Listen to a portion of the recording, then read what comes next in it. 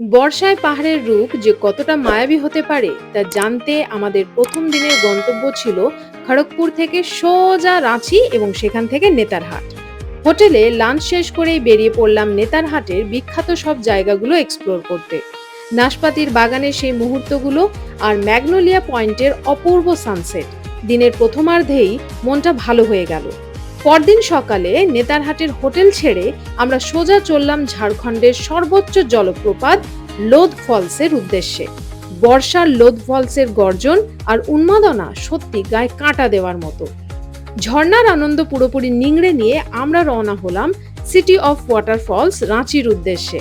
সেদিন রাতটা রাঁচিতে কাটিয়ে পরদিন সকাল থেকেই শুরু হলো একের পর এক দুর্দান্ত ঝর্ণা দেখার পালা। হুন্ড্রু, সীতা, জোনহা কিছুই বাদ পড়ল না। বিখ্যাত দশম ফলসের গর্জন, পত্রাতু ভ্যালির আঁকাবাঁকা পাহাড়ি রাস্তা, শান্ত পত্রাতু লেক আর ঐতিহাসিক রক গার্ডেন, সব মিলিয়ে মনটা এক অদ্ভুত শান্তিতে ভরে উঠল। সবশেষে গাড়ি আমাদের নামিয়ে দিল রাঁচি স্টেশনে, আর পেছনে রয়ে গেল বর্ষার মেঘ, পাহাড় আর ঝর্ণার এক অবর্ণনীয় স্মৃতির কোলাজ। তাহলে আর দেরি না করে তাড়াতাড়ি বুক করে ফেলুন আপনার টিকিট আর ঘুরে আসুন আমাদের প্রতিবেশী রাজ্য ঝাড়খণ্ড থেকে।